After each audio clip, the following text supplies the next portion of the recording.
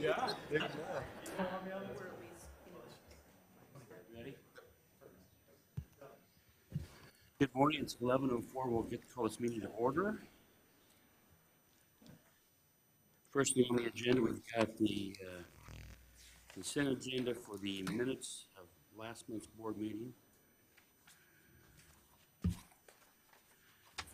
Are there any changes or notations to be made? Just Okay. a comment, Mike, that you Yep. were right. I would have said that about the appraisals, so. That's captured in. I wonder about how to quote that. I tried to take your place and Yeah, send you it did a on good the job. useless of two appraisals. All right. I'll So, make a motion to approve the minutes as presented. all right, is there a second? Second. All right, any further discussion? All those in favor signify by saying of aye. Aye. All those opposed, same sign. Motion passes.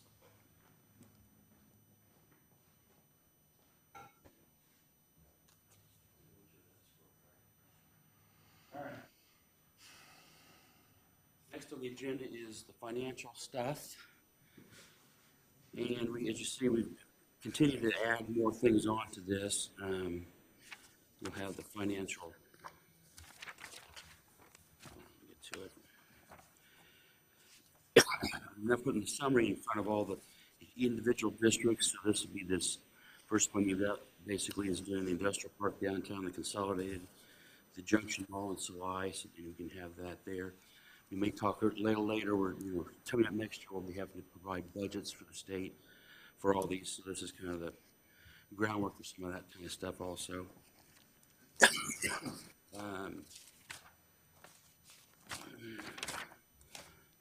Okay, so we got that first section, followed by the actual bank statements. Then we have the Lexington Village residential district. We'll have a summary page for that also. And then finally, we've got the budget in the back, where we're at versus the budget, and say that it sounds like the state direction of heading is in the future, if I'm not saying this incorrectly, they're going to expect us not to go over the top of a budget for anything, and we'll have to discuss later about whether they're saying quality life in general or economic development in general, or whether it's each single one of these funds has to have an allocated amount, and if you can't go over that. So it's going to be, I'm sure we're all learning that at the same time on how the State Board of Accounts is going to audit that easily. All right, so I'll make a motion to accept the September 2023 financial reports from the TIF districts, Lexington Village, the non-TIF districts, and the budget for the TIF districts. Is there a second? Second. Any further discussion or questions? Your chance, John Michael. No, I don't have anything. Other than Bill and Aaron, we may need to be setting a time to work on the budget sooner than later with the end of the year coming up. So, but nothing on these.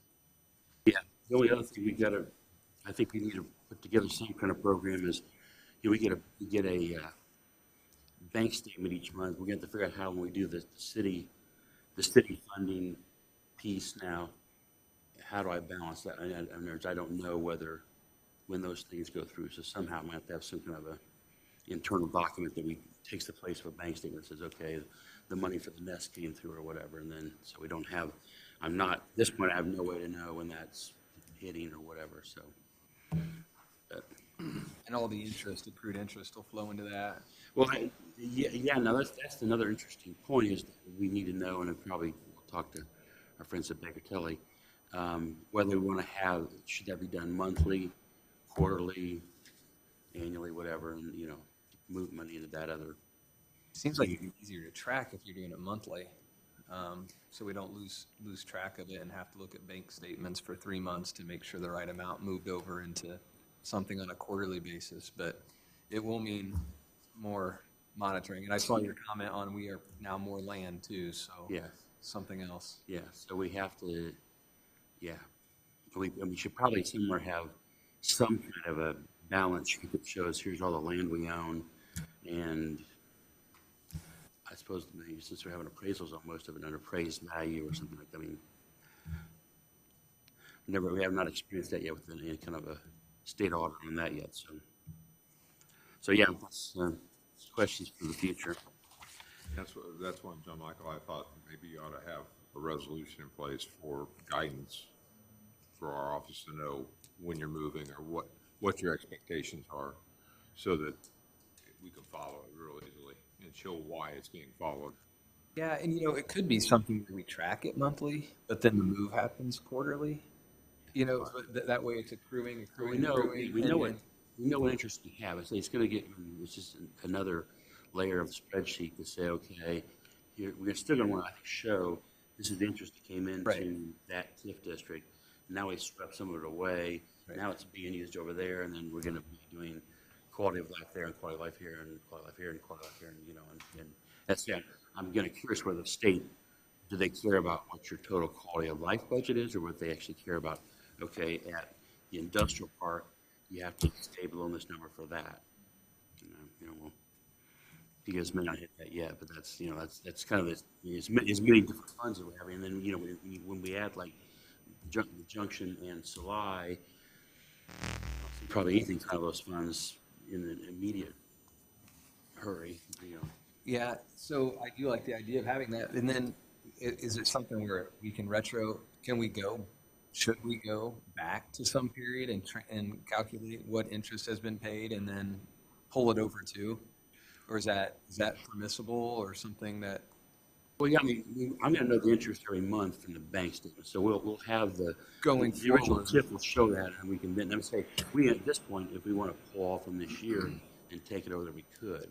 But then we probably also want to try and track it on the other side that says, okay, here's this money, when it's have to be where it came from. So I guess you'd have the line item detail if there's January's interest, February's interest from all the different funds that go over into that non-TIF fund or whatever. I just wonder, can you do it retroactively or should we? Because it would build a pot of money. I just don't know how long you could go back. Is it a year? Is it 2 years? Is it 5 years? We have at least since I've been on, we have the documentation, and I'm guessing there are bank statements and PDFs going back a period of time. It takes somebody to do the work, but I don't know. Oh, you're saying you have to go back years back to pull the money over? Right, because then it would also create a pot of money, too. I know some of it we've talked about, kind of that moving money around to say, but this way it would be kind of like discretionary funds because it's not TIF funds. They're not TIF funds. They're interest earned. Yeah. So. Well, you're going to have the refundable loan from the city for the sidewalks, key building, and facade program. So I mean, you'll be pulling this stuff, and you'll be pulling stuff that's I don't know. And interest wasn't nearly as high prior to this year. Oh no. So maybe it's not even worth the time. But just a question, I guess, how far could we look back if we wanted to? And then we have to also the decision of. You've got, right now, I've kind of got it separated and say, here's the commercial TIF type stuff, and then you get the residential TIF. Those are two different fishes. And are you going to pull money from residential interest also? I mean, over time. And, Yeah. That's the reason why I think you need a resolution to explain that, so you have direct guidance as. Yeah, well, I think we're going to get some guidance from these guys first, and then. And it may be a question in residential versus commercial. That's a good point. I mean, can we even pull the interest off the residential? I mean, those funds are going to be used, but it's generating some interest in the interim. Right. And so can we use that for something other, or does it need to be kept separate? And that's a question we can ask. I think you have that same flexibility. To pull it into one or pull it, keep it separate?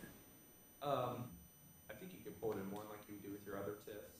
I know with Lexington Village, obviously we're kind of dependent on the build out there, so you might want to keep that money there just until we kind of see come to fruition a little bit more. But I think in the future you could pull it like you do your other. Okay. Then one other future issues there, I think we had to figure out the maintenance. Now that we're owning a lot of land, we got to cut some grass and stuff. And in the past, the state board of accounts didn't want us doing maintenance on things. I'm not sure if residential TIFs are different, where they allow you to have money spent to maintain this Lexington Village, we're going to be, before you build houses, you have a lot of weeds and stuff growing up. So I don't know how that. Yeah, I think that would fall in that same category that really we don't want to use TIF dollars Okay, so we would do something, okay, so that might be Yeah. more But reason you to could use, bring you could more use interest the, rate. the interest fund, the discretionary fund for that, correct? Right, or if you start to have some, income from selling off some of that property, that would be money that would be non-TIF that you could use in the future. Yeah. As much as you can use non-TIF dollars for Yeah. that.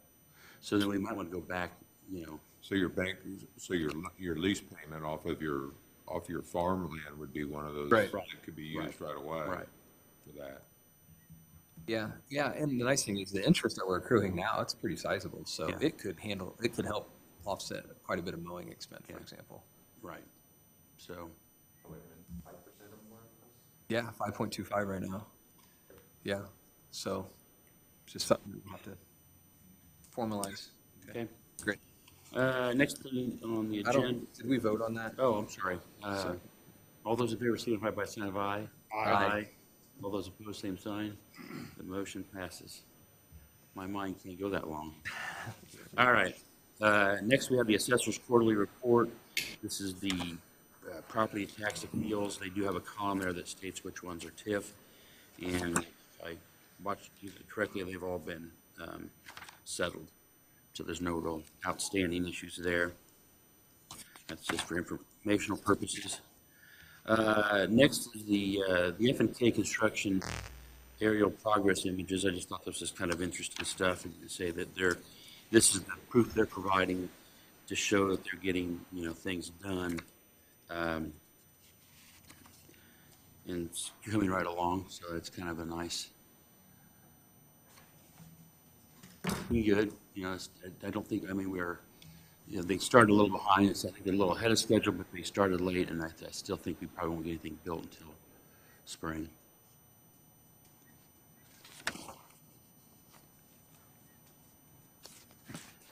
All right, moving on to new business.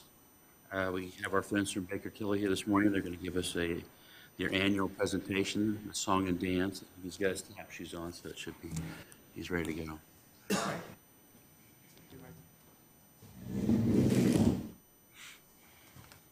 Thank you for having us, as always. But does anybody need, they've got some, Yeah, I did leave copies up here for anyone from the public who would like. And then everyone in the Redevelopment Commission should have copies up there, so. But thank you for having us, as always. Those of you that have been on. Okay. Perfect.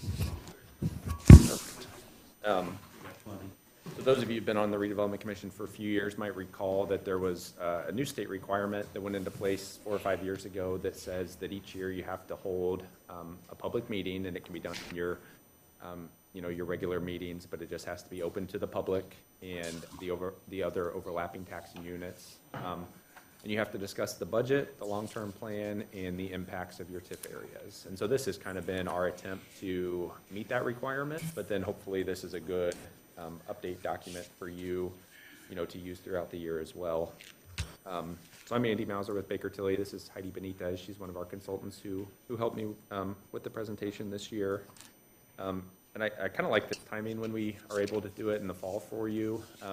I know obviously we're through 2022, so we can kind of look back, see where you ended last year. We're halfway through 23, so we've got a pretty good idea where you are, halfway through the year, getting your spring collections. And then, we did assist the county here within the last month or two on certifying values for 2024. So we don't have 24 tax rates, 24 circuit breakers yet, but we do at least have your certified assessed values, so that gives us at least an idea of kind of where your TIF areas may go next year. So I'll just kind of flip through the presentation. Feel free to stop me with any questions as we go. On slide 4, we've got just kind of our TIF mechanics slide. All your TIF areas have been established and have existing base assessed values. And then your areas are all kind of within different points in their lifespan. So as you look at this graph, as you see that incremental assessed value increase as your areas grow and develop. You've got areas that are on the far left side of this graph. When we look at the Salai, the Junction, the Lexington Village areas that are brand new TIF areas, they're not generating very much, but they have a lot of life remaining. And then you've got areas, your downtown and your airport will actually expire in 2031, so not too far in the distant future. So those are areas that are, kind of to the further right on the graph, where they're collecting quite a bit of TIF, but then they've only got, a handful of years remaining. And then really what I think will be important for the city, as we look in the next decade or two is, you'll start to see some of those areas expire. So some of that TIF will go away for the Redevelopment Commission, but that's assessed value that will go back to the overlapping tax base, which is what's represented by the red portion of the graph on the right. And that's, quite a bit of assessed value for your downtown and airport. Like I said, that's got about 8 years remaining in those areas. Next slide, slide 5, just kind of want to highlight, the different layers of TIF. As a redevelopment commission, you have the ability to set up TIF areas anywhere within the redevelopment district, and the redevelopment district really is the entire city, so you've got the ability to set up TIF areas anywhere within city limits. And then your TIF areas really have two kind of layers to them. One is the economic development area, and that's really where you can spend the TIF dollars. And then within that economic development area are what are known as the allocation areas. So for a lot of your TIFs, the economic development area and the allocation area are one and the same. For some of your TIF areas, like the consolidated TIF, you've got multiple allocation areas that make up that single economic development area. Next slide, slide 6, just wanted to talk a little bit about the term of an allocation area. You don't have any pre-1995 TIF areas. You don't have any that previously were unlimited TIFs. All your TIF areas fall within 2 categories. The first being TIF areas between 1995 and 2008. So those TIF areas have 30-year lives. And then you've got several TIF areas that were set up after 2008 that have 25-year lives. So the Salai, Junction, Lexington Village all fall in that last category. Your airport and downtown are in that 30-year life category. And then your consolidated TIF actually has components that are 30-year components and then also 25-year components as well. So next, I'll just kind of jump into your consolidated, the East End Gateway TIF. On slide 8, see a little bit of the history of this TIF area. The original Gateway area was set up in 2007, so it has a 30-year life that'll expire in 2037. The original East End area was set up in 2008, so it has a 30-year life that'll expire in 2038. And then this area was expanded, and then the East End and Gateway were consolidated in 2014.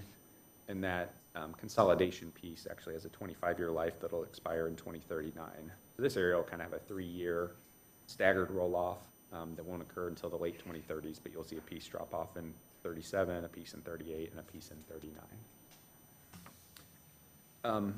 Your consolidated areas, one of the, as far as, growth, we've seen a lot of growth within this area in the last couple of years. Looking back to 2022, your estimate was about 386,000. In 2023, that grew to about 706,000. And in 2024, your assessed values are up quite a bit. We project that could get, up over 950, maybe 963,000. You've had some new growth, I think, out by, on the East End, new Culver's, Wendy's, and then just really we've seen kind of a reinvestment in a number of older properties kind of throughout that area. Obviously, that's a large geographic area, so a good amount of growth. Your spring collections for that area were about $394,000. So comparing that to the $706,000 estimate, you're at about 56% for the year.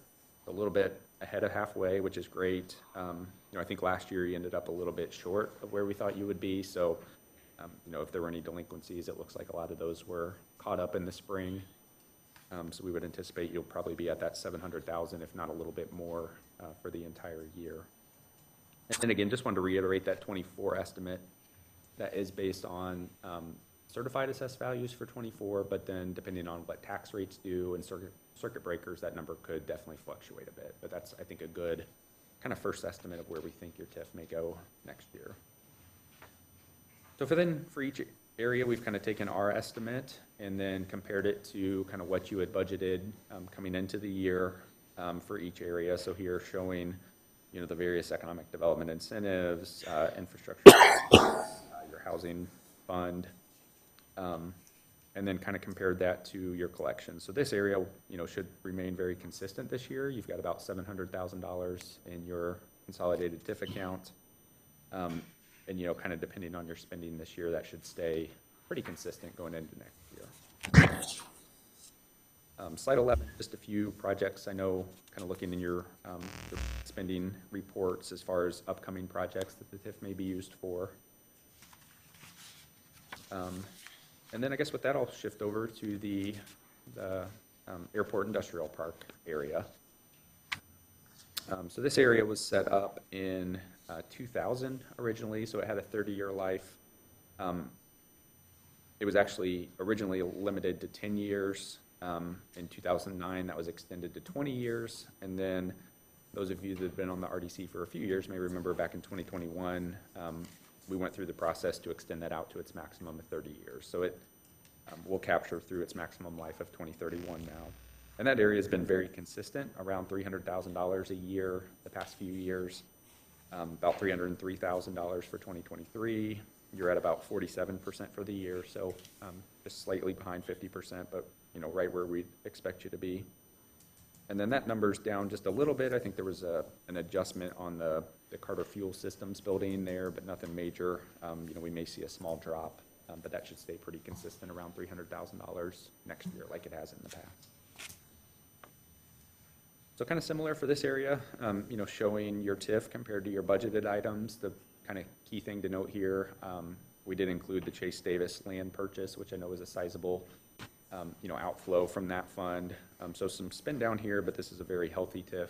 You've got, a pretty strong balance, and that balance will remain pretty strong, even with that outflow for the land purchase.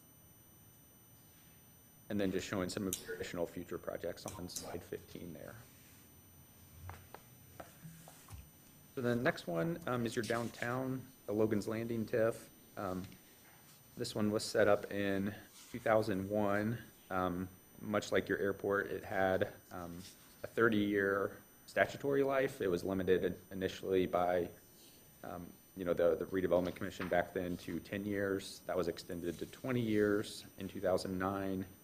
And then in 2014, when the area was consolidated, this portion was extended out to a full 30 years as well. So very similar to your airport area. The downtown has been, very consistent, and really in the last few years we've seen some additional growth in the downtown TIF. You're at about $265,000 in 2022. For 2023, we're estimating about $371,000, and your collection so far we're about $199,000. So just past halfway for the year, which is great. And then you did see some additional investment in the downtown TIF, so it's projected to get up over $400,000 next year. And I think some of the notable increases, the Riverview retail right there at the 3rd Street Bridge, I think they had made some additional improvements there. Science Project Brewing, I think, had made some additional investments, so those were a couple of properties that increased in value. So very similar there, then just kind of showing your estimate for the year compared to your budgeted amounts. I know you did have a couple larger projects here, the 6th Street lighting project. And then this fund was used to kind of get your revolving fund for your facade and your other programs going. So a little bit of spend down in this fund, but still very healthy balances there as well. Then on slide 20, just showing your future projects. And then, here in the last 2 to 3 years, you guys were very busy with the mall project, the hotel project, and Lexington Village. So we've got, 3 new areas. The Salai allocation area I'll start with first, which was the hotel project out on the east end. And that TIF was set up in 2021. It has a 25-year life, so it'll expire in 2047. And for 2023, just with the delay in that project being built and assessed, we'll really expect to see that start coming on in 2024 and may grow in 2025. So your collections in 2023 were pretty modest, about $15,000 for the year, and you're right at halfway through the spring. But then next year, that amount should grow to, close to $115,000. And the way that that's been structured is 75% of that TIF will go to pay the bonds that were issued for that project, and then 25% will remain with the Redevelopment Commission. So next year you'll have about $86,000 available for the bond payments, and then about $29,000 that'll be available to you for other uses. our original estimate, I think, was about 189,000. So we may see that continue to, as the project comes more online, maybe in 2025, see that amount even increase further. We do have the one debt obligation outstanding there, which we show on slide 23, and those are the 2022 bonds, about $2.5 million payable through 2042. So kind of one of the benefits of this TIF area is not only do you get that 25% through the life of the area, but then there's actually 5 years beyond the bonds that's not obligated to anything. So from 2042 to 2047, that'll all be redevelopment commission TIF. And then these bonds, they were purchased by the developer, so there's no risk to the RDC, no risk to the city. You pay 75% of what the TIF generates up to that bond payment, and if there's a shortfall, that's the developer's responsibility since they purchased the bonds. But those bond payments will start actually next year in 2024. So you've got some TIF coming in 23, but no payments to make on the bonds. The next TIF is your Junction TIF area, which is the mall project. Was also set up in 2021 with a 25-year life through 2047. Again, pretty modest collections. This year, about 20,000 for the year, and you're just under 10,000 halfway through the year. That should increase next year quite a bit to about 92,000, and I know there's been some additional work at the mall, so that may continue to grow in the future as well. But for 2024, that'll be split the same way, 75% to the Redevelopment Commission, and then, to the bonds, and then the 25% to the RDC for other uses. So about 69,000 to the bond payment, and then 23,000 would remain with the RDC in 2024. And then you do have the one bond obligation outstanding for the Junction Mall area, and that's very similar to your obligation for the hotel. There's no additional risk to the RDC or the city. You'll just continue to pay 75% of the TIF or up to the bond payment, and if there's any shortfall, that will all be the responsibility of the mall owner. I assume we make that payment, we pay the actual bond folks, we don't give it to the mall and then they pay it, or is that how that? Correct. So We want to make sure that our money gets applied. correct. So there's a bond trustee. Right. And Okay. that money All right. will usually go through the trustee. I and just they'll- got thinking, start giving somebody some money and then expecting they pay it. Yep. Not that the world's not all honest. Nope, that will all flow through the bond process to kind of, make sure it's kept track of. And then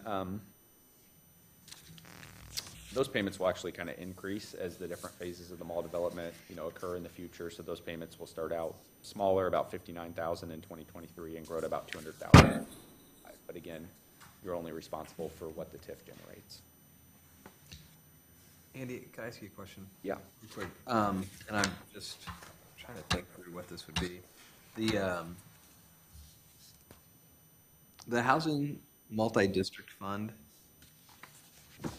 what's that? What is that? So I see that on these, and I see the Chase Davis land purchase, but then I also saw the Housing Multi-District Fund under the consolidated for 350,000. And then I see the Chase Davis land purchase for 700. And I know we had kind of earmarked 350 from last year for this year, which would have been part of the 700. So I just wondered what, in each of these, I see the multi-district housing, and I just wondered what that is. If you would know, or Mike, does that ring a bell? Or That was Aaron? kind of, we had pulled from your budget document to start the year. So Okay. my understanding was that the Chase Davis land purchase come out of the airport, or was it split through the? I feel like we split it up. Split it. And so I'm wondering if it maybe isn't counted twice somewhere in here, because I'm not sure. We Without may be- looking at the source stock. We may be showing it, I guess, twice for the airport area then. Okay. May not have as much spend down in that area if it's really already accounted for in that multi-district fund. Okay. We can revise that. Okay, just maybe something for us to look at. And we have our figures that Mike prepares, but just so they maybe, obviously should kind of match up, of course, Right. with what you've prepared and what we've got, so, good deal. Thank you. Yeah, we can touch base, and we need to update that. We can update that. Okay, later. great. So then, the last TIF is your Lexington Village TIF TIF area, also set up here in the last couple of years, was set up in 2022. It also has a 25-year life through 2047. You know, they've started moving dirt, but no homes built yet over there, so really not much generated. You may get about $800 next year, but that'll be pretty modest. And, you know, as homes start to be built, that number should increase here over the next 4 or 5 years.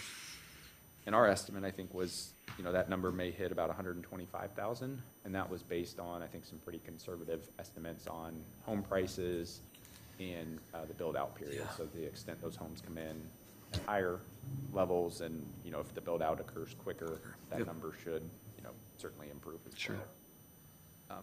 But these bonds are a bit different than the ones we just walked through for your mall and your hotel. So these ones are backed by the city, but then we fully intend for that to always be paid from TIF. So really the intent will be that your Lexington Village TIF will be used first, and then if there's any remaining payments after that, you know, you'd have the ability to tap into your consolidated, your airport, and then that 25% that you're starting to generate from the Salai and the junctions there as well. So you've really kind of got that extra, you know, on top of the Lexington Village that'll provide some cushion. We also knew that that build out would take a while, so we've got capitalized interest set aside that's making your payments through August of 2025. Okay. So you really won't have to make anything from the TIF until then. So to the extent some homes start to be built, you know, here in the next year, that will kind of pick up as the capitalized interest goes away. And then those payments really kind of incrementally increase. So in 2025, they'll start, but it'll only be about $49,000 per year. And that'll increase each year until 2029 when it hits about $210,000. So, you know, again, the Lexington Village hopefully will make the majority of those payments, but then, you know, we may want to look at the Salai and Junction surpluses or some of your other dollars to make the remainder if needed. That's one of those going to be, if the state really is insisting that you don't go over your budget, we're going to have to budget that money from all those funds or. Okay. Right, right now, we have kind of in our budget, we have a kind of a line item that says we can expend more than we budgeted up to a certain amount, given the length of the district, how long it's gonna last. So, because a lot of times we're using money that's coming in and we're paying it out, but in like the industrial park, it's pretty substantial.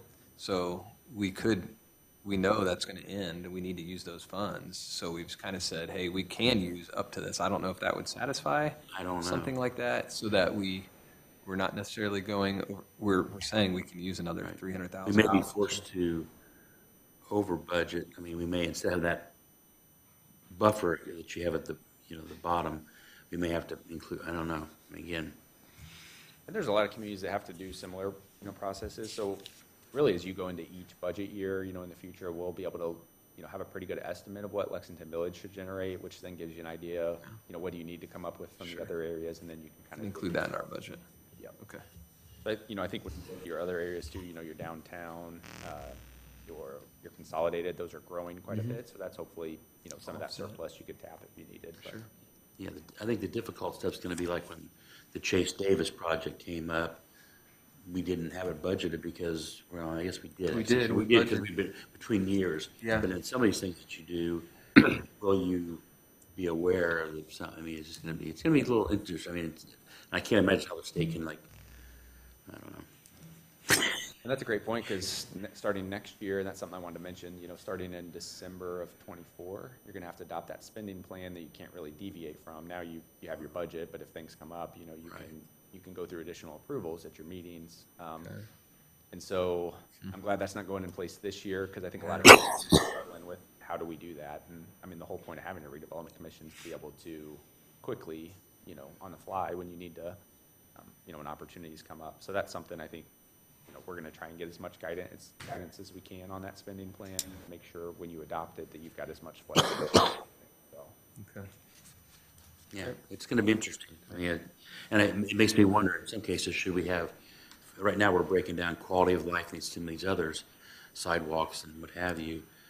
Is it fewer categories, but larger amounts in those categories so you can cover? I mean, you know, we had for a while, all of our sidewalks, I think, were downtown, then all of a sudden we had something out in a different district, so. So, lots to think through. We'll learn some stuff. Yeah. We'll certainly help plan through that as well. And, you know, when we look, We'll hold you responsible no matter what, so that's all that matters. you know, definitely as we look, your Lexington Village TIF, you know, hopefully that'll generate about 125,000 a year. The Salai surplus is, you know, about 29 already. The Junction's about 23 already. So that's, you know, close to 180,000 for a $210,000 payment. You're almost there. Right, yeah, good. And then really the last part of the presentation, we do have to talk through, you know, impacts of your TIF areas. So much like we've done in the past, we've kind of shown you, and this is really on slides 31 through 34. So this is looking at all your TIF areas across the 4 different taxing districts. So really what we look at is, you know, what are you currently capturing within your TIF areas? And all together between all of your TIF areas that we just went through across all 4 of these taxing districts. That's about $38.5 million of assessed value, and that generates about $1.4 million in TIF. Now, a lot of times we hear, you know, if the Redevelopment Commission's capturing $1.4 million in TIF, that's $1.4 million that the city's not getting, or the school's not getting, or, you know, the county or the township. So what we've looked at is, you know, if you were to pass through, and that's something you've done in the past, is pass through assessed value, or if you ended all your TIF areas tomorrow, you know, if that $38.5 million of assessed value was passed back through, you know, all those units, including the city, are all constrained to maximum levy, so they can't actually raise additional tax dollars. They're still, you know, constrained, and that's by a growth factor that the state puts out per year. So if we take that $38.5 million, it really isn't going to pass through dollars. It's going to pass through assessed value. And so what the impact would be is you're giving up about $1.4 million in TIF, and the direct impact to all those units would only be about $14,000. And that would be through some cumulative funds, most of that for the county, and then a small amount for the airport. The other impact would be that it would push tax rates down because you'd be, you know, levying that same amount, but on a slightly larger tax base.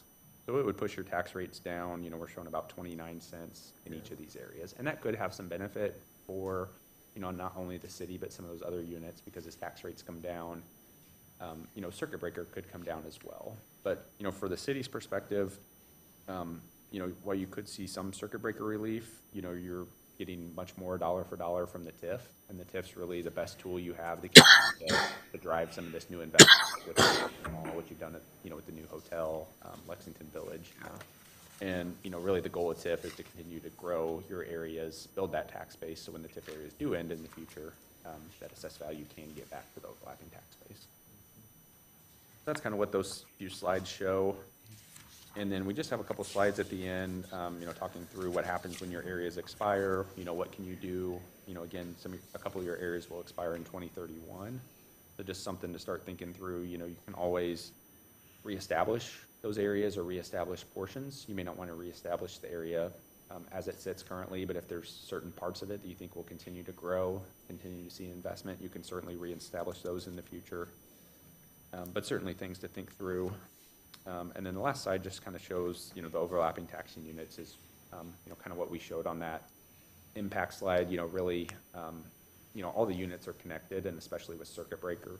So, you know, as we talk about assessed value, affects tax rates. That's really where most of the impact would come through, is just how those units are all connected through tax bills and tax rates, and then ultimately circuit breakers. So that's kind of what the presentation, you know, just a couple other small things I wanted to mention. You know, we talked through the spending plan. That's something you don't have to worry about until December of next year. So not something you have to worry about here in the next couple months. There is a program that we're monitoring and actually working with the IFA to kind of help roll out, but they've got a housing program. That's something I think would have been really nice for Lexington Village. Unfortunately, it's just rolling out in January, but there's quite a bit of money, and a lot of it will come through like low interest loans, things like that. But it's really for housing projects where there's gaps, and you know, there's certain requirements you have to meet, but you know, really it's, like I said, good money for projects that's out there. And it's really, if you can show that the money that they would put into the project would either make those homes more affordable, or the money that they would put in would increase the number of homes or, you know, it can be apartments, other type of housing as well. So something to keep in mind, especially as you look at, you know, Chase Davis and other opportunities. Yeah. And is that because of some recent legislation that passed that created? Yeah, that was actually this last legislative Right. session that wrapped up in April. There was money in there for basically just like a housing revolving fund. So Good. I think there's initially 50 million, but they're hoping that'll be 100 million, and then that'll be just kind of a revolving fund that'll, you know, hopefully grow in the future. Great. But an application process. So. Okay. And then one thing we're looking into that I will probably reach back out in the next few weeks. I know a few years ago, we looked at all your TIF areas and kind of made sure the boundaries were accurate. You know, sometimes over a number of years, parcels may just get lost out of the software, things like that as splits, combinations happen. One thing we're doing around the state currently that we've seen in some communities is, you know, just looking in your TIF areas and seeing if there's any parcels that are, you know, currently have negative increment that would be kind of pulling down your TIF.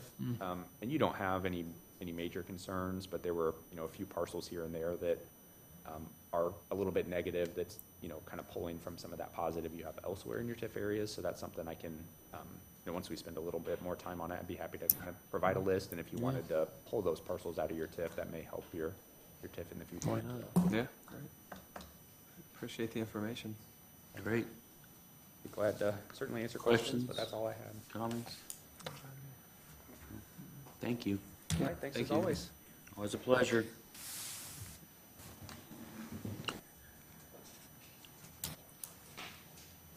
Next on, Aaron, if you want to introduce Kimley Horn, or come on up.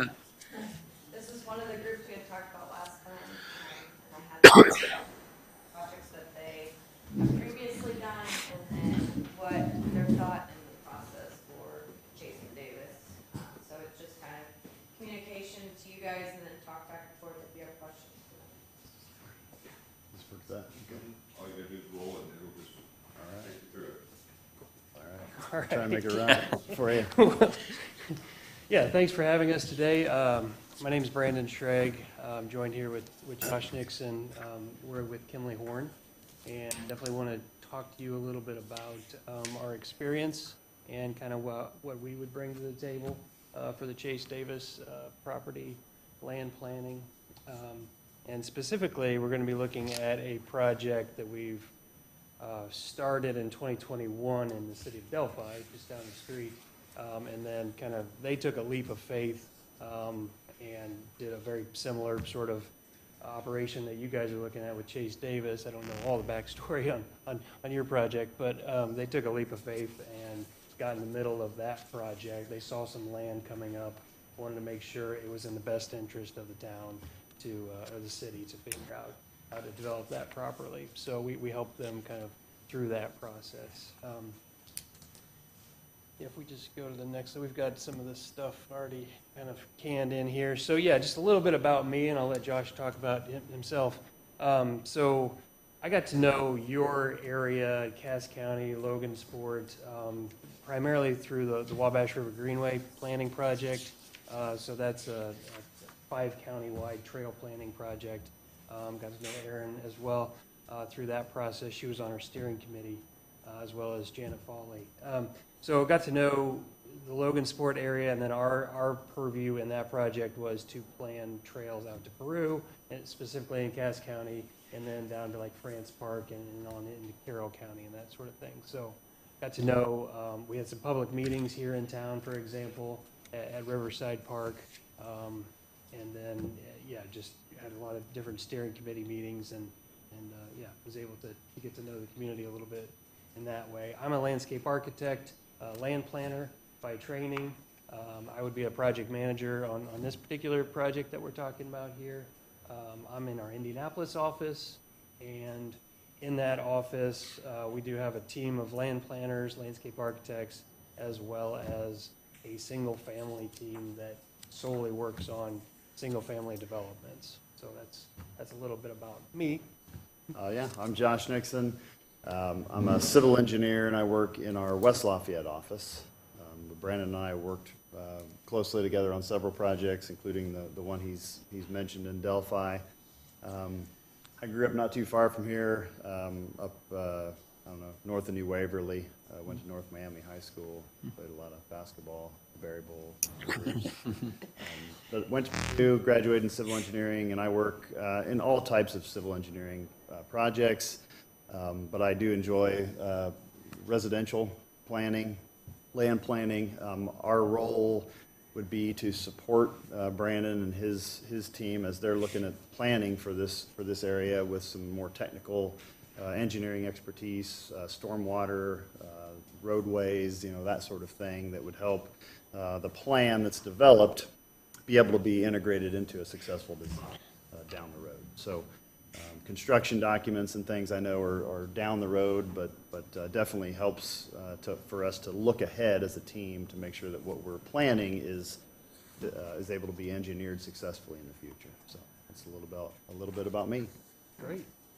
So let's just jump into, and then this is, go the other way. This is meant to be informal as well, so if you have questions as we go through this, please feel free to jump in. So a little bit more about Kimley Horn. We do offer, I think you got a taste of that already just between Josh and I's sort of intro there, but we do offer several different discipline services. So, they're on the screen there. I won't read them all, but yeah, we're a multidisciplinary firm, so we can help you from that, first vision, that first concept, all the way through, putting everything in the ground. So that's something that we pride ourselves on. We like to also kind of say we're a local-ish firm. We are a national firm, but everybody in our Indy office, our West Lafayette office, for example, all very local folks.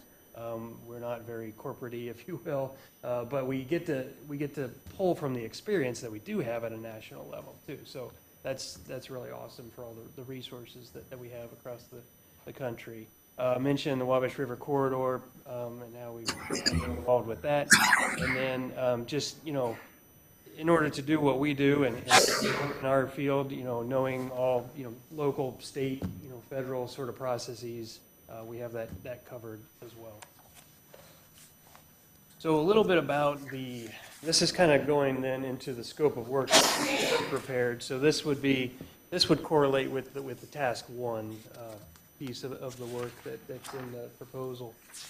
So that first piece would be to look at the parcel itself, and we like to say this in a couple of different layers. So not only do we have everything that we would learn from a desktop review, we would also pull over any information that you've already procured. Like I believe you've done an ALTA survey, you've got some wetland information already kind of in hand. So we would pull that information together. Then we would start to look at the easements and any of your land development restrictions and services that you have to make sure we're overlaying that sort of information onto the property. We can kind of look at that layer and what kind of opportunities, constraints happen from that. We would also make sure that we visit the site and actually, walk the site and check out what's there. One thing that's not necessarily highlighted on here, but, just the surrounding parcels and uses as well. We would want to make sure that we're making proper connections to everything that's around, like your Houston Park, the school, the intermediate school across the way too. So obviously your business parks there too. So we just want to make sure we're connecting to all that, and we also want to get a backstory too from not only from you guys, but also the public as well, and just kind of what this property means and could be for your community. Part of that would then happen in this meetings and coordination kind of task. I believe it's task 2 in the proposal. So in here we would be, I think we have 2 progress meetings with city administration and stakeholders, and we kind of left that broad, stakeholders. So that's a group that could be formed under your supervision. However you want to do that locally, we can advise who those right stakeholders might need to be. But, in general, that's something that you guys would come up with, and then we would have those meetings twice. And in those meetings, we can talk about, a little bit of everything. So obviously, the backstory would be a great, kind of thing. Well, your goals and vision for the property itself, what do you want to accomplish by doing this sort of planning exercise? how the project came to be, all that kind of stuff. So we just want to make sure we understand that stuff. And then in those meetings, we would also be relaying to you some of the concept designs and some of the, the drainage concerns or, issues or constraints that we might have, and some of the technical pieces that Josh is involved in as well.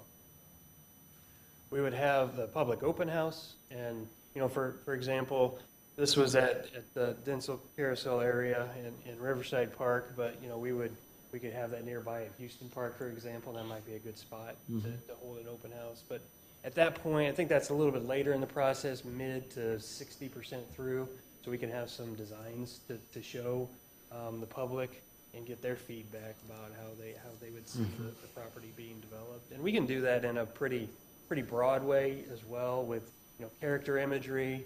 We have this type of housing type, or we have this type of commercial development. Which kind would you like to see kind of happen in this location? But again, getting that public feedback is really important in a process like this. We would close out the process with being involved in the Plan Commission, City Council adoptions that needed to happen as well. So the visioning, this is the task 3 in the proposal, and essentially the visioning for this, we had that in 3 different steps. One was concept layout planning. So we'll get to kind of what that looks like here in a moment. We have the schematic design. That's just a higher level of detail in that. I will say one thing that we've learned in a previous project or in previous projects is, with what you're doing here, having some range and some bracketing of uses and land uses and acreages and product types and that sort of thing, pretty important, because the ultimate end developer is going to want to come in and do their small twist on the project as well. So we want to make sure we're setting the vision, but then also giving flexibility to the end developer too. So that's kind of a nuance that we have expertise in kind of working through. And then the project visualization, we want to make sure we're able to show the public, what type of end product that we're looking at here. And so on the next slide, so this Burnbury project, so this is, I apologize, I just have the one guy. But that's kind of the end result of the Burnbury project, and that's the Delphi project. You're seeing that kind of underlaid here on the screen as well. And so what we did is took a look at the vision, the goals the city wanted to accomplish, and then we started to look at the property itself.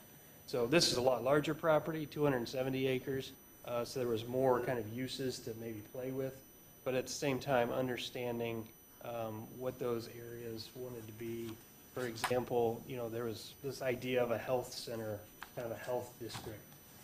There was already some synergies nearby with an outpatient facility and some other type of product types and land uses there. So building on that was important for this one. So you're seeing here an example also of a concept plan, what we would pull together. So you're starting to see the road network come together and some of the land uses. And Josh, if you want to jump in at all and just talk about, kind of how they're sized and. Yeah, one of the things we look at as a part of this process very early on is stormwater. We want to make sure that we have a master planned approach to that. So we're looking at the existing land, topography, where it's draining, and where it might be the most effective location for detention ponds. We've had, everybody's had experiences where, you drive into a development and you see a pond, and it can be a real amenity if it's done well. So we want to start early and make sure that we have the right amount of land and the right portion of the land allocated for stormwater. And that interacts with, what Brandon's talking about as far as what goes where on the rest of the property. Yeah, and that too can turn into, are there any pocket parks, or are there any, other sort of open spaces that want to be a part of the project too? So, we can kind of leverage those pond areas or any sort of drainage facilities into that sort of space. Also, on Burnbury, for example, we looked at how to weave trails through that property as well. So again, being able to connect it in your situation to Houston Park, to the business park, to the school. There's a lot of different ways that we want to make sure we're weaving those facilities through the project as well. The last one on this screen, I'm sorry. The last one on this screen is that transportation network. So there's going to be some obvious places where roads want to go, and then there's going to be some areas where if we put it here, that means this. If we put it over here, that means, another scenario would play out. We want to make sure that we're, looking at the property and making sure the highest best use is being accommodated by that vehicular network as well, because that will define the land uses or can define the land uses and how the property is broken into different phases. It also is, going to be one of the largest costs of the project too. So we want to make sure we're economical with that, but at the same time, making sure we get everything we want out of the project. What did they go through to determine that you needed, if there, would you say 200 acres, 200 some acres, that 98 acres are going to be the low density residential? And how did you decide that, or how did they decide that? Do you know? Right, so that was all part of looking at the surrounding uses as well. Mhm. So for example, there was some single-family homes in a development to the north here Okay. that kind of said, we want to see a little bit of a buffer. We don't want just apartments in our backyard sort of thing. We I have see. single-family homes, we've looked out to this farm field for a long time. Is there a way we can kind of stagger and buffer the land uses? So if you notice, we have a little bit more of the high-density piece up against 25. Saw that. So Okay. that's kind of part out that came together. And did they create a residential TIF for this? They do have a residential tip. Okay. Okay. Good deal. Where did you come up with the study for that? For the land use piece? Yeah, so that's part of, Is that because that's what the city wanted? that was an idea that they had. It's also having a finger on the pulse of what the market is wanting to. So we don't have a lot of detailed market analysis in this scope. That is something that our firm can do, but it's really more of, I don't want to say anecdotal, but just making sure we understand. And again, going back to that stakeholder group, having the right people in the room advising us on what's needed. I got We into, would provide them the housing study that was just done. Oh, perfect. Okay.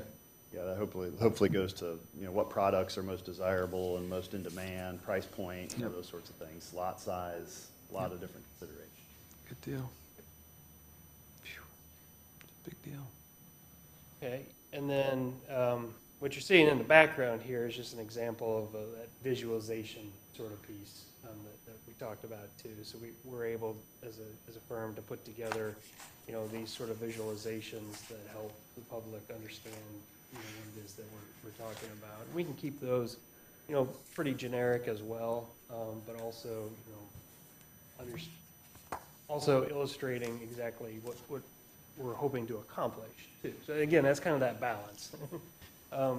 So that's why you're seeing kind of some white buildings and, you're seeing the site built out a little bit more. But yeah, on the bullet points there, again, some of the things I've already mentioned, just thinking about parks and open space, connections, and then the potential project phasing piece of this too. So that is one thing that we have in our scope of services as well.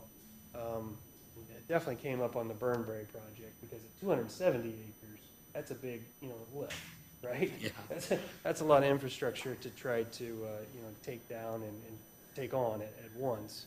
And I don't know, you're involved in that first phase of the project there, and I know it's a lot smaller.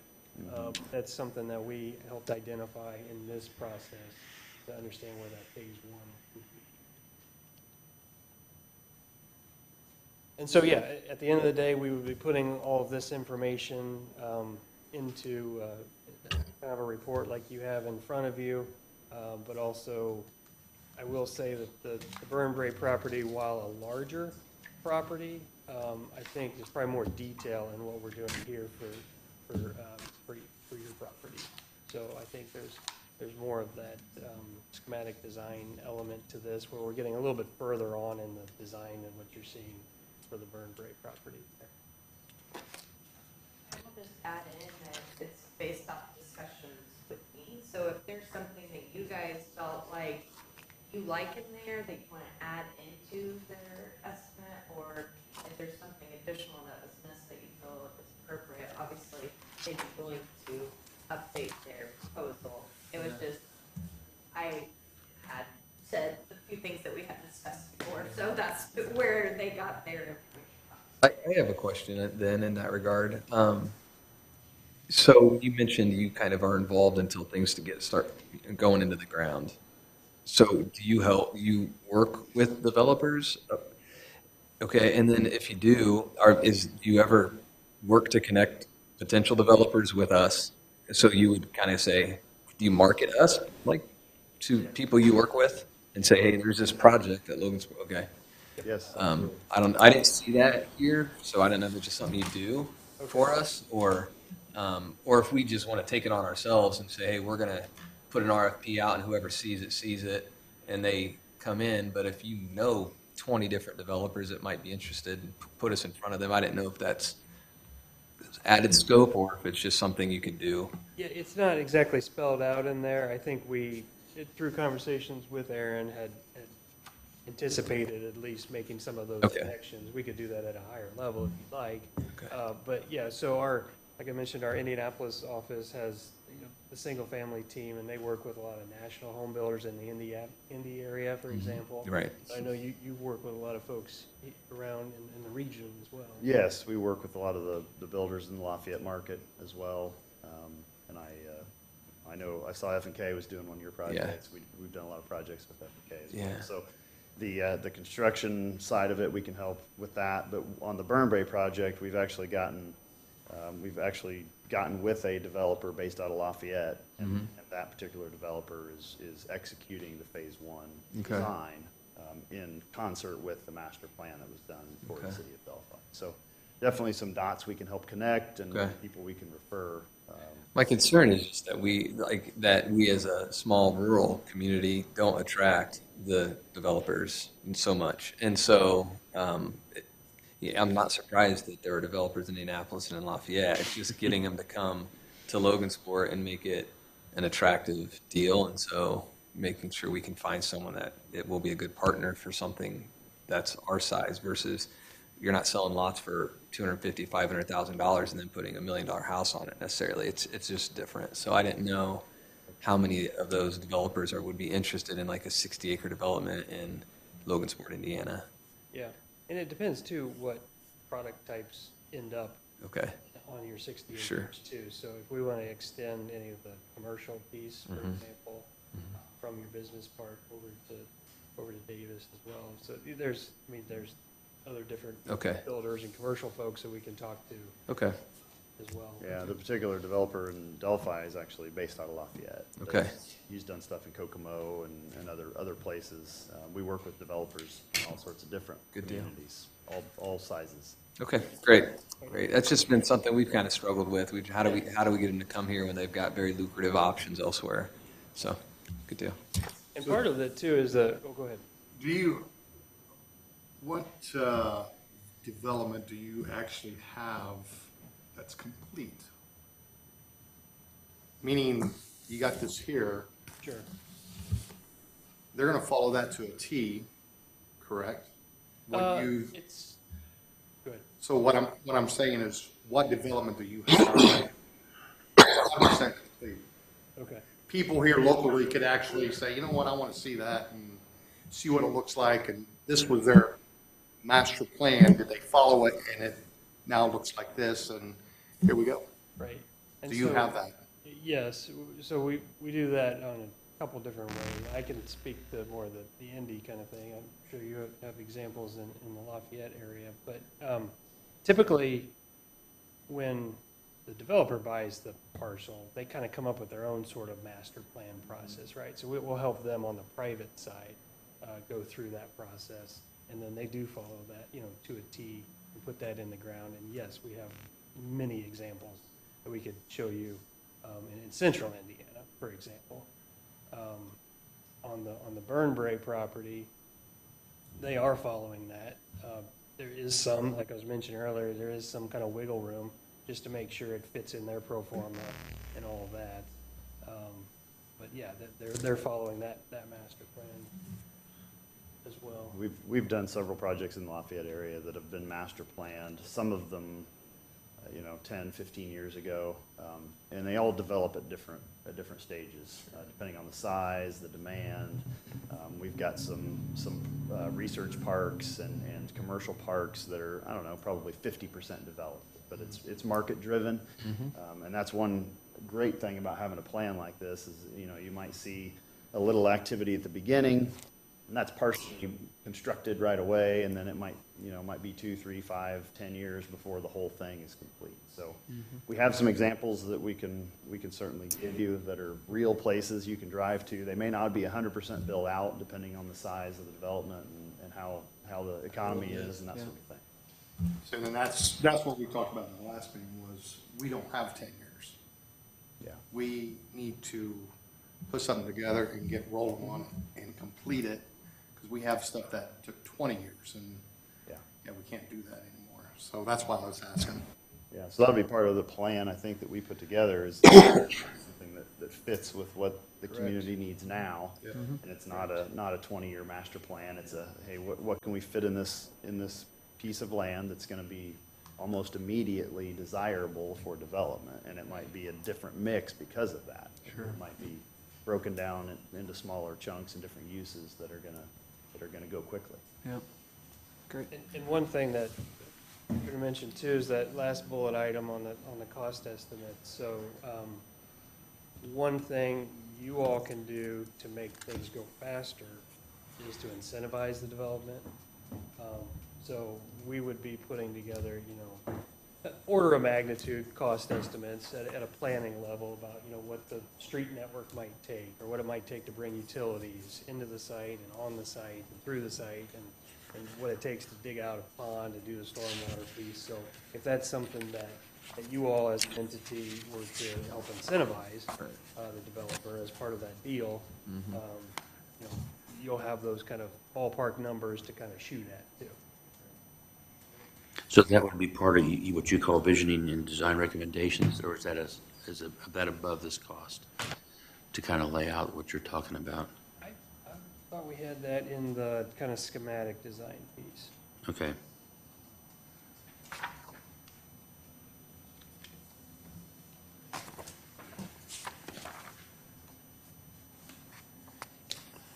But it is included. I didn't know if that was an add-on that you do something, that kind of planning process, visioning, that's done. It's included in this 9,500 number. It is. Cost estimates look like they're under task 4 in the proposal we got, Mike. It's the very last, it's item D under task 4. There it is. Yeah, exactly. Yeah. So again, those would be a kind of a planning level. Okay.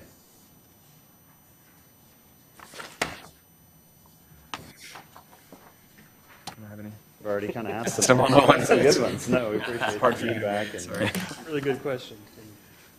No, what we want to do is put together kind of a roadmap that can be used to help spur development and have development occur in a way that's, what you guys are interested in seeing. So. That's good.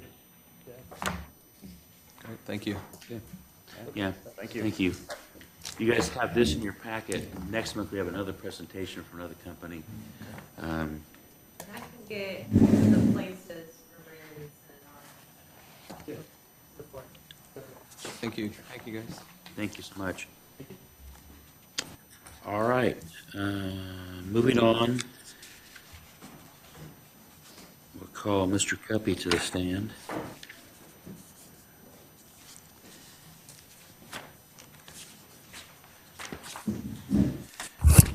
We have Resolution 2023-346, which is F and K.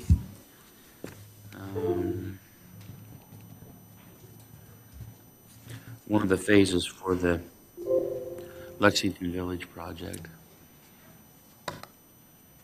It's just their payment submission. We have monthly updates from them. Everything is going, I'm not going to say perfect, but it's going very well. Notice the roads closed this week to do some dry utilities, and that's where they're ahead of schedule. They've only had one change order, essentially, for an unknown thing on a $3.3 million projects, I'd say that's going pretty well. So, we've had a lot of interest on the development side, the houses. They have been connected with Shepler Construction. So that's them doing their thing now and trying to line this up. But as far as F&K is involved, you can see from the aerial photos, roads are in, curbs are in, things are starting to look good. Bill, when you say a lot of interest, can you quantify that at all? When I had it, before I turned it over, I had 10 names. Okay. We're also trying to gather all the information from the previous group that put a website together, Yeah. which was the mall owner. Yeah. And we're trying to move that data over. Sure. So Good. and there's been a few since. So. Okay, great. I had an interesting case. I've got a cousin who has worked for WGN in Chicago as a cameraman for the last, I don't know how many years. He's already retired in about a year and a half. He saw this and is thinking now of relocating. He's talking to Shepard about a retirement home in the Lexington Village and come from where he's been in Chicago forever, come back to Logansport, which is like, oh, wow, okay. So Great. hope more of that kind of stuff happens. So this is just This is just their Normal. payment. Mike, one thing I was going to add, I know you emailed me and I didn't get a chance to get back to you this morning. The invoice is different than the amount because we're splitting the ready money now with this. So you're getting a combination payment. So Okay. while you get an invoice for, say, $400,000, there's only going to be a percentage of that comes from RDC, and then the other percentage will come from the ready, and we have to pay them separately so that we can track that money. So that's part of the reason why you saw a difference. Right, I just didn't, When you looked at your invoice. okay. We brought Ready, the overseer of the Ready grant comes to our meetings, and Dwayne's office comes to our meetings, so we have a process to be compliant with Ready. And they've actually have said our project's probably the organized one of the Ready process. Because F&K has been great to deal with. I'll make a motion that we approve Resolution 2023-346. Is there a second? Second. Any further discussion? All those in favor signify by sign of aye. Aye. All those opposed, same sign. Resolution passes. Next is Resolution 2023-347. Yeah, the next project, which isn't quite as smooth, but it's going well. It's the event center. When we bid this out, they don't include in their bids unforeseen things. So we had two bids. We had a $1.2 million bid that we accepted. We also had a $1.5 million bid that we did not accept, which was F&K. Dyken has the bid for the $1.2 million. Quick history on it, we had some value engineering deducts. I gave you guys a little spreadsheet of $52,000 and some change, which brought our revised amount to $1.165 million. As you know, these projects, we're on a timeline, a contractual timeline to provide this parking lot to our event center owners. So we can't wait a month for every decision to be made. So RDC gave the authority to Mike McCord to approve change orders and keep this thing moving. So this is a compilation of what we have to date. We have 8 change orders that are part of this submission. These are behind the resolution, that there's a Yeah. first page on there. So you have 8 change orders, which brings the price up to $1,312,521 and some change. We are currently at a gap of $157,521.88. That's what the written resolution has a request for. Further on the spreadsheet, it shows what John Michael talked about earlier with our expirations of our TIF areas. We have this churn down of our reserves strategically, so at the end of these expiration dates, we're not left with a glump of money that we didn't use properly over the years. So with that, our budget called for just under $400,000 for max expenditure above budget. For for things that happen like this. Currently, there's $178,000 in that. So my request is that 157 come from that line item, which we do have in the budget. Down the road, as far as more anticipated problems, I don't think we have any more anticipated problems on the parking lot.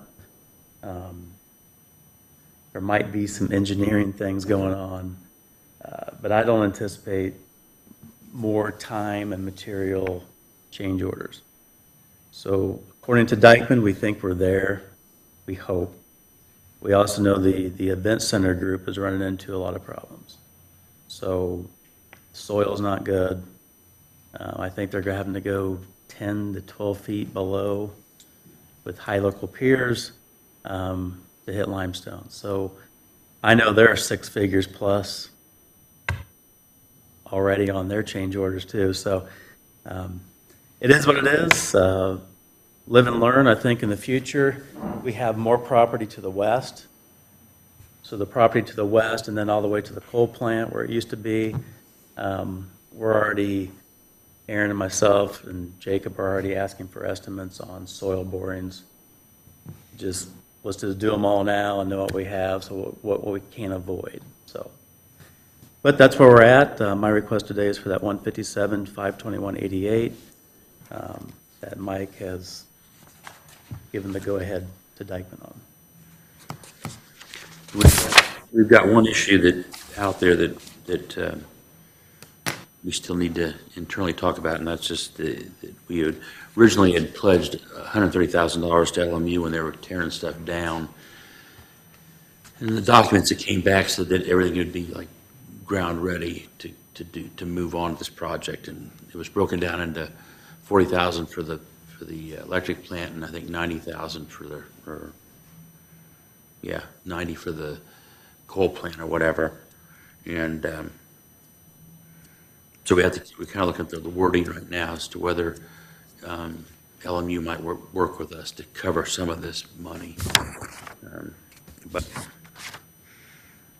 kind of getting into the weeds as to what the thing, what was the intent, what were the words, you know what I mean? I think no one expected to run into the stuff we ran into. There was some stuff, my understanding was there was some stuff when they took the street up, there were some whole buildings and stuff below the street. So no one expected that there would be remaining foundations under the street or whatever. So, and then they had some problems with just getting utilities through, and there's a gigantic slab down there that was holding something somewhere. So anyway, so in this case here, resolution 2023-347 is in the amount of $157,521.88. We'd break it down into the industrial consolidated and downtown district funds. I'll make a motion, we accept this. Is there a second? Second. Further discussion? Who's gonna talk to LMU about that? Mike. I mean, Yeah. I'm not getting technical here, but me being in business and doing as many projects as I do, I'm held accountable for things like this myself. And I've been in a pickle before. So, I'm not saying that, I'm just saying, we gave them $130,000. We haven't given them anything yet. Huh? We have not paid them yet. I know, but I'm saying we agreed to that for the ground to be ready. And unfortunately, or fortunately, who's the one that told them that it's gonna be $130,000 to make sure that we have the ground ready to give it to these people here? You see what I'm saying? I see what you're saying. So, I mean, I think it's a tough situation, but I'm in business. I'm held accountable every day for what I'm doing. So, I mean, how do you? I think where we're at right now is it's nobody's arguing any points on Right. both sides. So Mike's going to talk to Greg Toth and just see where we're at, analyze, because you have the verbiage and then you have the intent. You know, the intent, if you look through the minutes, it was more of a thank you for the demolition, and you have in the resolution, it does say nothing about that. It says you got to have the ground this way. So we hope it doesn't get to a back and forth with, you know, Mr. Lehman or anything like that. So we're hoping that just a discussion with Mr. McCord and Mr. Toth, we get it worked out. But The only thing I'm seeing is, and I hope it doesn't happen, but anytime you do a venture like this, things pop up just like, oh yeah, wow, here we go again. I mean, so many things I've come across, I'm just like, holy, I mean, it's crazy. I think it's great that we're doing this, but what's the next one? yeah, I agree. You know, and we were made aware of some issues. We thought those would only be the issues to having to divert the infrastructure below, but it's turned into there's just issues, period, that just to even put the parking lot on top, forget utilities, the foundations and the rebar and such, we're having to lift the site 9 inches. So, you know, it's, yeah, that's where we're at. At the same time, Bill's starting to get interest from people that are wanting to develop west of Sixth Street. So we don't want to, we want to learn by our mistakes. And even when this, I will say that back when we originally devised to give LMU some money, I think maybe in prior administrations, they might have left that building sit there for another 10 years or something like that, or 20 years. And so, Probably, I mean, I remember Toe saying something like, it's the right thing to do, but they didn't really budget money for that.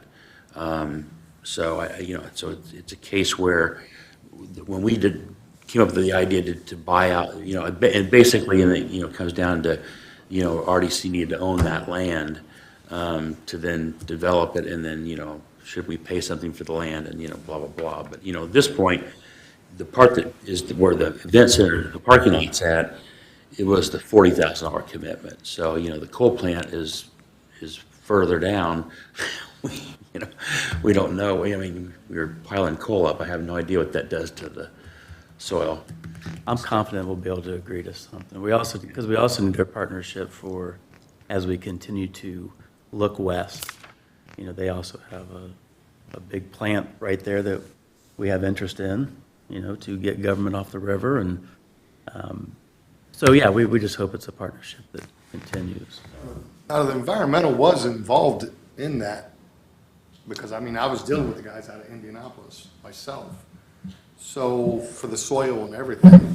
There's no environmental. It was cleared, it was good. There's no environmental issue. It's just What's underneath? usability of the soil in some areas and the obstructions underneath the ground.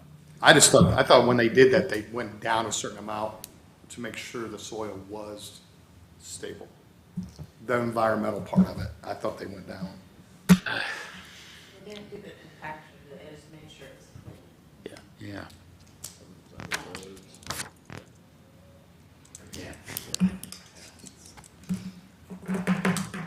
Okay.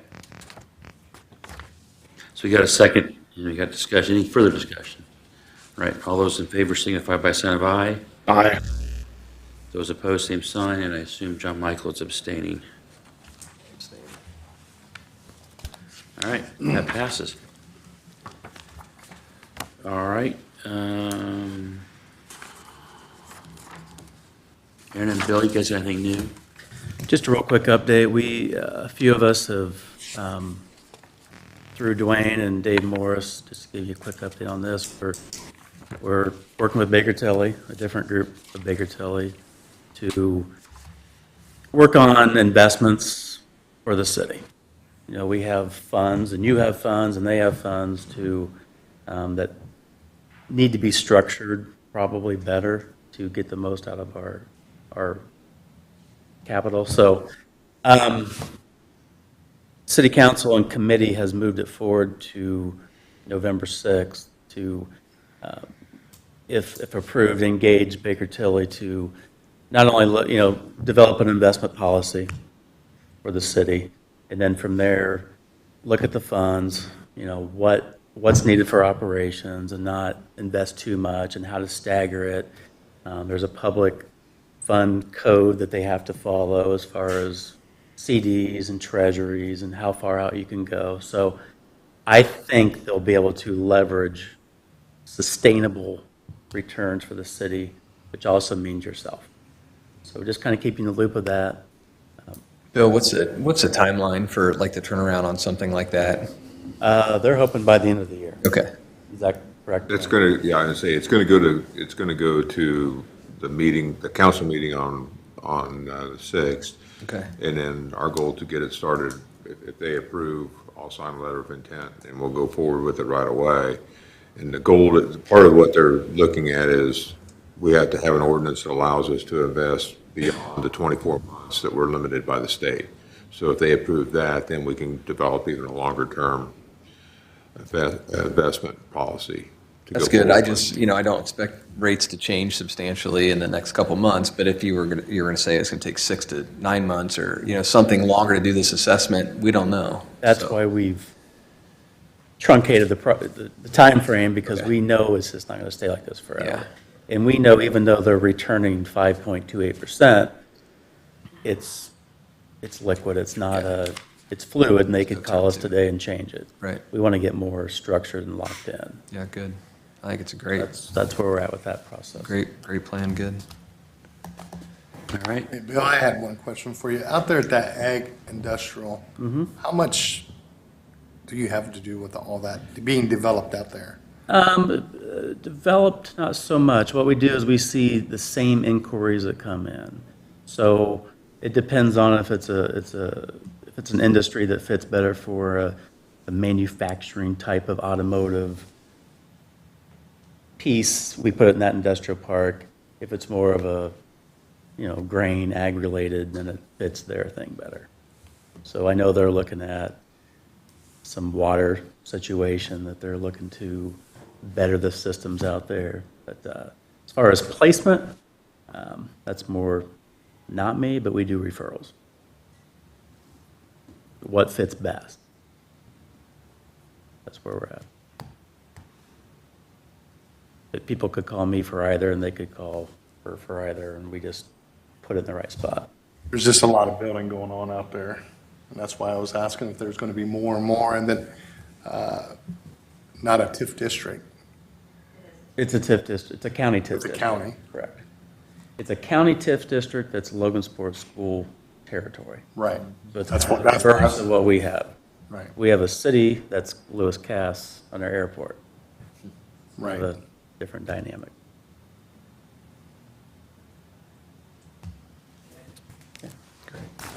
One thing, thinking back, I should have said this a minute ago, Dwayne, on the change orders for Dykeman, they list the owner as the city of Logansport. And I don't know whether it's needs a signature, and I didn't know whether, the RDC owned that parking lot, whether we need to change that to the RDC, or whether the mayor needs to sign this and not me. You think it over, but. We'll put the change orders through the city. I mean, Okay. that'll go So through the then Board the of mayor or Works. somebody will sign that, not me. Okay, all right. That will go through the, I'll let you worry about that then. Okay, looking for the next 2 months, I know John Michael can't make the next one. I think we probably need to still go that date, though, the 15th of November. Otherwise, it's the day before Thanksgiving. My experience has been in the past, everybody thinks they're going to be there, and then all of a sudden, when it comes time, no one can be there. So that's the day before. Our normal scheduled date is the day before Thanksgiving. And then same thing in December. You get down in the belly of Christmas time.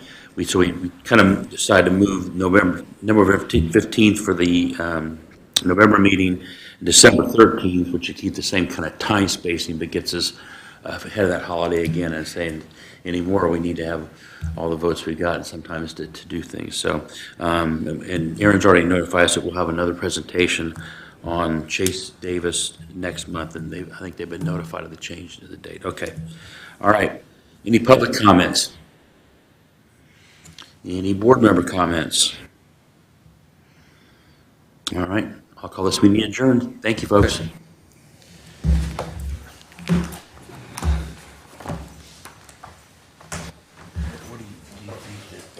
definitely appreciate you guys doing that down there, but wow. God, it's